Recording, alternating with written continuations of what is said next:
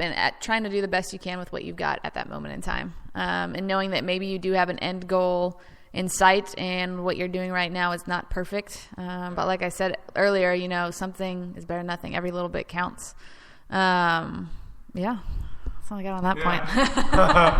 Yeah. I think because it makes me wonder about people that do, because I have a client right now and she has three children and they're all 2, 4, and 6 and has a husband, and she's going through the all-in program here, which just means that you're really like a no excuse approach to getting in these habits, and you're developing habits over a long period of time.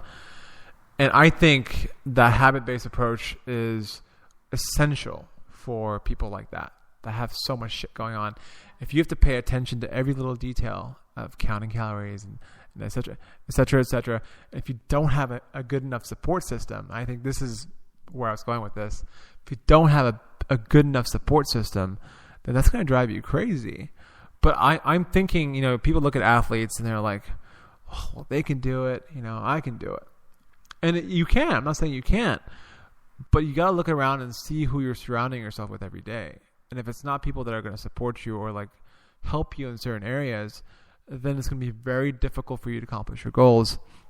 So I wonder what you thought about support systems, because I know when I haven't felt supported in the past, it was very hard to go balls to the wall, 100%, right? And sometimes you have to like pull yourself out of nothing. Like sometimes you got to do that. But how are your support systems? Like, where do you derive support? Where do you derive your inspiration to keep doing the damn thing? And for me, sometimes I have this like sense of stoicism. I'm just like, okay, well, I'm just gonna be steadfast no matter what challenge hits me. Keep a calm attitude about it and let it hit, and then just deal. And I wonder like how you deal with it. Who do you surround yourself with every day? Yeah. Yeah, I mean, I think support systems are absolutely essential. You can always, hide what you don't want to see, but someone else is always going to see it. And if you've got a good support system, they're going to tell you how it is. And so it's absolutely, you need it there to motivate you, when you are in those tough spots, to hold you accountable, to keep you encouraged, maybe to reframe your mind on what your goals are and if those are valuable goals or if they need to be changed or modified. For me personally, my biggest support system person I probably talk to the most is probably my best friend in Tulsa, Oklahoma. She's another fitness professional. She just opened up, or is about to open up, just leased a studio in Tulsa, and they're about to open up pretty soon. But we, call each other once, twice a week and just bounce ideas and whatnot, what we're struggling with. Sometimes one of us will call each other crying or whatnot, and we're like, God, what am I doing with my life? But yeah, I think a big thing too is support that I found over the time is you've got to find someone who's not a family member. I think family is key because they're there in your household, whether that's, a significant other or your kids or your mom or your dad or siblings, because they're usually there a lot. But I think to really be pushed, it's got to be someone who's not related to you. Because if you think about it, like growing up, I'm sure we've all had this. I know I've had it. You don't want dad telling you what to do. You don't want mom telling you what to do. You don't want your husband or wife calling you out, right? We all have that like situation where we're like, you don't know what you're talking about, or I don't want you to be telling me what to do. So I think it's really important to have like just a really good close friend or colleague that cares about you and is going to, call you out on the bullshit and whatnot and hold you accountable. Don't get me wrong, family is definitely important, especially whoever's in your household that you surround yourself with has to make you better and has to support what you're doing. But I think maybe someone who's outside of that you're really close to, that knows you really well and can hold you accountable and call you out, will be someone you're more likely to listen to and to look up to and look to for motivation and whatnot.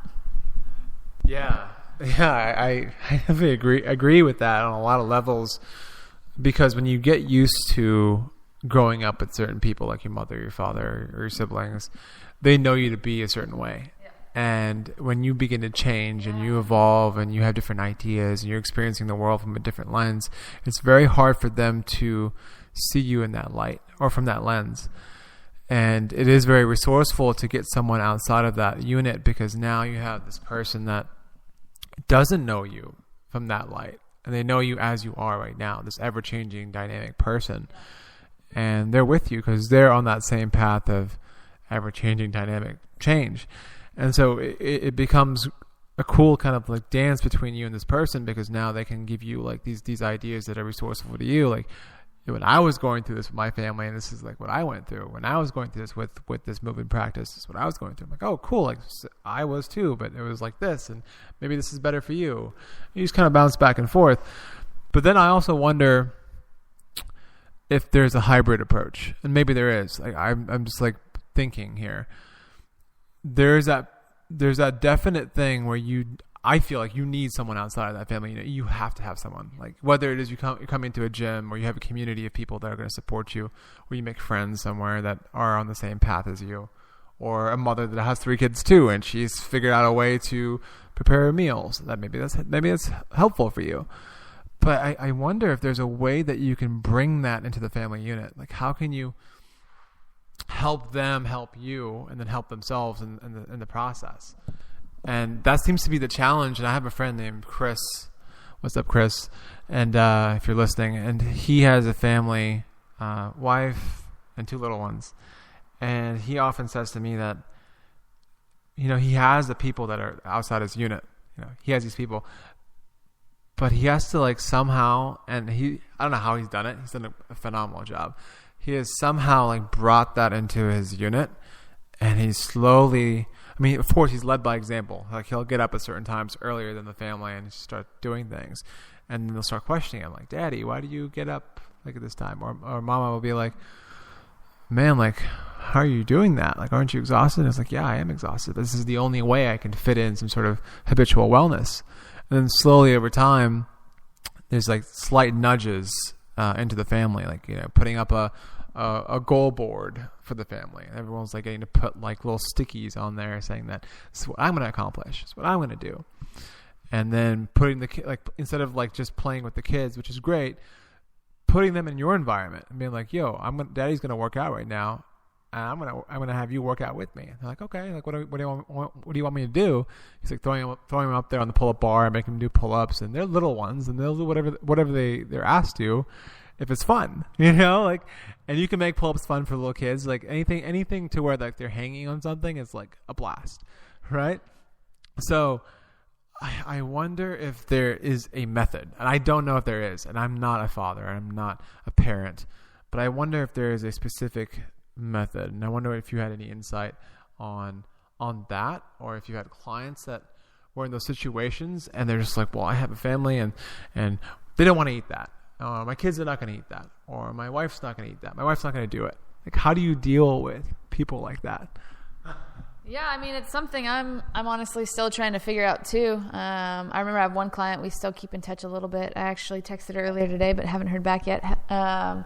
We don't train together anymore, but we still keep in touch every now and then. But the poor thing has gone through a lot. She was in a car accident with her kids probably maybe 2 years ago, and still has like lingering pain in her neck and her arm, nerve issues in her back, and still trying to figure that out. And like, she has 2, I don't remember how old her kids are. They're maybe like 2 and 4 girls.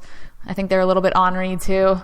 And then her husband, and like her husband's not completely on board with all the food, habits and stuff that we're trying to make her change, and the kid. And, we try to get it across, and I try to give her ideas.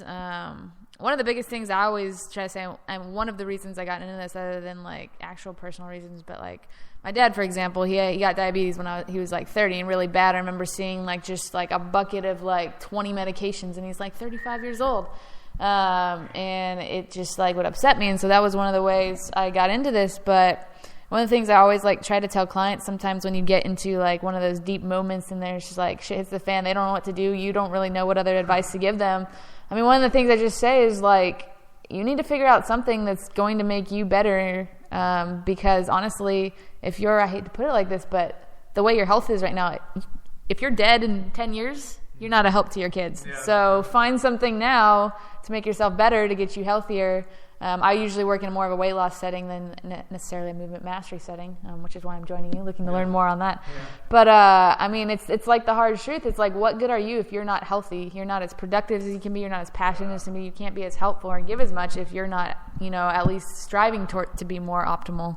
And so sometimes I'll flat out lay it out like that. And I may not have answers, and they may not have answers, but at least it's something to think about, and that figure out some type of change that needs to happen. Yeah. Yeah, I mean that's a harsh, cold hitting through truth, but it's a reality for a lot of people in the U.S. and probably around the world too. But in the U.S., there's definitely like a very like in your face thing, and it is sad because it's completely under our control. At the end of the day, like, you know, just like you hear Erin's story, like she had that lifestyle in California and she decided, I'm not going to do this anymore. I want something else. And maybe it is that. Maybe it may have to come to that where you leave that lifestyle and you do something else. But I mean, who am I to say that that's the right thing for you? But at the same time, like maybe it's, yeah, yeah. But I think there's this tit for tat kind of thing where it's like, well, the health and wellness part comes secondary because I have to make money. And I get it. Money is important, but I wonder too, like, where are you allocating your resources? Because oftentimes we think, you know, we don't have enough money, but we oftentimes are allocating it in places where are not necessary. You know, they're transient highs that are not going to bring us, you know, a more long-lasting high of being alive, you know, or thriving, or like some of my friends in the fitness community say, thriving instead of just surviving. You know, just thrive, and you really thrive every day. And there are these little habits that help you thrive just a little more every single day. And, you know, at least for me, like sometimes I look at my day, I'm just like, there's no freaking way. There's just no freaking way. I'm not gonna get any of this done. But the some things that I do now is like, even as I'm talking to Erin, I'm just like, it looks like I'm fidgety, but I'm just like trying to move and mobilize my hips in several ways.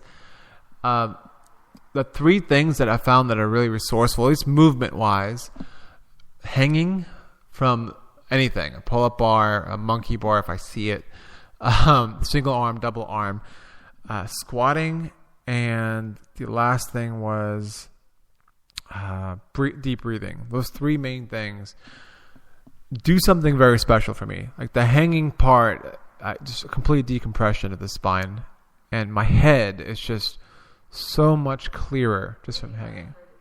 I like inverted hangs too. I love inverted hangs. I think they're fantastic, especially for blood flow to the brain. I think it's amazing. So the rings, whether it's on like an inverted table, whatever it is, I think it's great. Squatting, so many benefits. I think one of the funniest things to me, and y'all have probably seen like the whole squatty potty videos and the unicorn video with the, you know, him squatting, like pooping ice cream. You've seen that? So there's this video, it's ridiculous, of this unicorn that's like, you know, on a squatty potty and it's pooping like unicorn ice cream, right? And this guy with like this British accent is like talking, and he's like talking about how elegant it is to be on the squatty potty, and it's really compelling because it's a unicorn, it's this random guy, and it worked. You know, people are buying the squatty potty. Great, whatever it takes.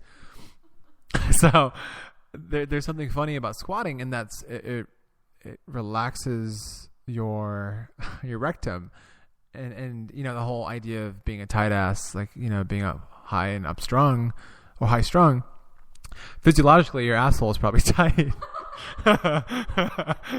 For lack of a better word.